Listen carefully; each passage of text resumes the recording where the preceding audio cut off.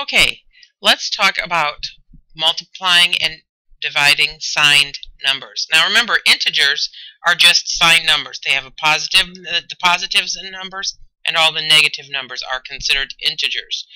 So when we are talking about multiplying and dividing signed numbers, that's the easiest place to start. There are some very simple rules. If the numbers have the same signs, your answer will be positive. If you have two negatives or two positives, your answer will be positive. If they have different signs, your answers will be negative. For example, let's just say that we have -2 times -3. That answer is going to be a positive 6. If we have, in the same way, if we had a 2 times 3, that number would be positive 6. Now, let's imagine if we have different signs, and we had a -2 and a positive 3, then the answer is going to be a negative 6. It doesn't matter which one of these is negative. If it's a positive 2 times a negative 3, it's still going to be negative 6. So we can mix and match these as much as we want. Now, when we see just a negative, sometimes we'll have a negative. That's like saying -1 times -1. There's an invisible 1 by that sign, which makes the answer then a positive 1. But we will just write it as positive, just like I have here. Negative times negative is a positive. So that way, if you have, let's just say we have a negative times a negative times a positive times a negative, positive. You can look at it and say, okay, I know that two negatives are a positive. So I have a positive times a positive, that's a positive. Positive times negative, that's negative. Negative times negative is positive. Positive times negative is negative. Negative times negative is positive. Positive times positive is positive. Now, that may seem a little bit confusing.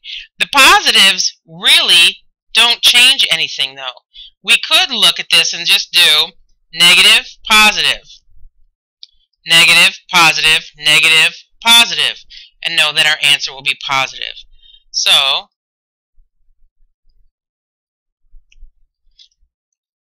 what would this one be?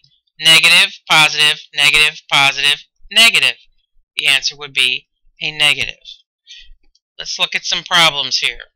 If we have 4 times -8, I'll tell you what, you should pause. We'll do this first one, and then you should pause and try all of these and see what you end up with, and then check your answers. 4 times -8, that's going to be a negative answer. 8 times 4 is 32, negative 32. Now pause the video and do these problems on your own.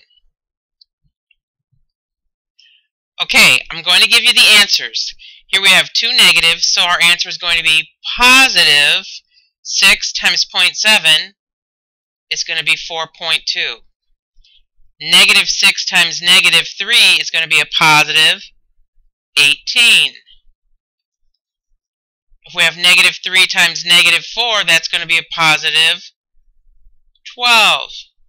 Now here, what's this going to be? I have a negative, a positive, and a negative. So I could do this, negative, positive, negative, but I know that only the negatives make a difference. So a negative and negative, that means my answer is going to be positive. 4 times 2 is 8. 8 times 5 is 40. The answer, will be a positive 40. All right, now let's move on to adding and subtracting integers. Oh, before we finish this, let me just talk about the dividing. The rules for dividing are exactly the same.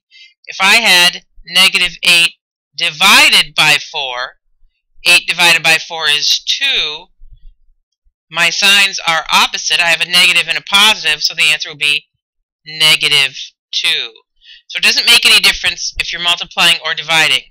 -6 over -3 is going to give me a positive 2. Okay, moving on. Adding integers. The rule for adding integers and subtracting integers are exactly the same. If the signs are the same, we're going to add and keep the sign.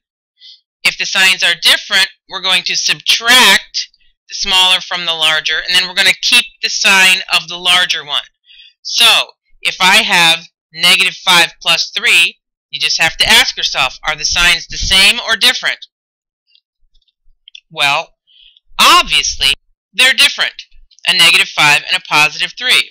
So that means we're going to subtract. 5 minus 3 is 2. The bigger number is 5, and it's negative. So my answer is negative 2. B. We have a positive 4 and a negative 3. 4 minus 3 is 1. Positive is, the 4 is the bigger number, and it's positive, so my answer is positive. Here, the signs are the same. So I'm just going to add them up. 6 plus 2 is 8, and our answer will be negative. If I have a negative 7 plus 7, obviously we're going to subtract. 7 minus 7 is 0, but you need to know that 0 is neither positive nor negative. Okay, now one of the things that I do, since we know the multiplying rules, we know that if we have two positive signs, we don't have to be confused by all these signs. We can write it more simply.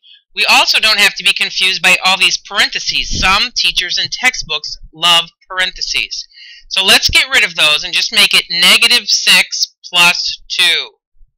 When you have two different signs, you know that's going to be negative, because it's kind of like saying you have a positive 1. Remember that invisible 1? And we're going to have to multiply these first. So when you have a positive and a negative, you know that's going to be negative. Instead of putting all these signs in, we can just say, hey, this is 6 minus 2. So it gets a little bit easier. So try these problems and then pause, and I will give you the answers in a moment.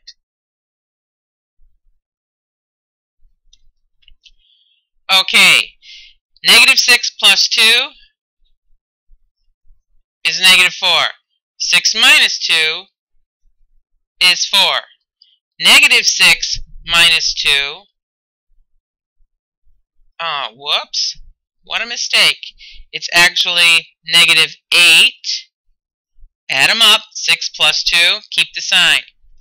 And here, again, even though it looks a little bit confusing, it's just negative 6 plus 6, 0, not negative or positive. Now, let's make it a little bit more confusing with some subtracting, which, like I said, is the same as adding. Now, it may look a little bit more confusing because we have all of these signs, but it doesn't have to be. We have two negatives, they become a positive, so this is just positive 5. Here, if we have two negatives, we make that a positive, so we can say it's just 3 plus 5, and that is 8. Here, we also make these two negatives a positive, so we end up with negative 3 plus 5. Our signs are different, so we subtract. 5 minus 3 is 2. 5 is the bigger number, and it's positive.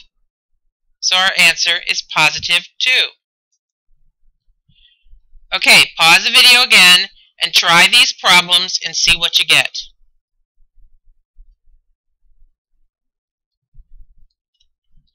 Okay, you should have taken care of these problems, so let's see what they are. We've got negative 12 minus 20. That's going to be negative 32. Here we have negative 19 plus 8. That's going to give us negative 11. Now, we've got a whole bunch of things going on here. There are a couple of ways that you can do this. One of them is just straight across. Negative 8 plus 2 minus 3 plus 5. Negative 8 plus 2 is going to give us negative 6 minus 3 plus 5.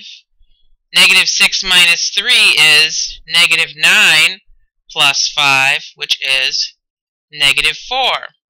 Another way is to just take all of your numbers. We have a negative 8 plus 2, negative 3 plus 5. And kind of put them together. I have negative 8 and negative 3. That means I have a negative 11. Now, I have 2 plus 5, which is 7. Then we follow our regular rule, and we get negative 11 plus 7, which is negative 4. Sometimes just adding up all your positives and adding up all of your negatives makes it seem a little bit easier. Other people just like to go straight across, one thing at a time. That's up to you. Alright, for D, it is 6 minus 1 plus 4 plus 1. Hello! If you notice, we have a negative 1 and a positive 1. Well, that just becomes 0, so we can get rid of those. Oops. We can get rid of those, and we just have 6 plus 4, which is 10. Okay, if you need extra help, I'm sure there are all kinds of websites that you can look for that might give you online practice so you can practice these. Otherwise, I hope this helped.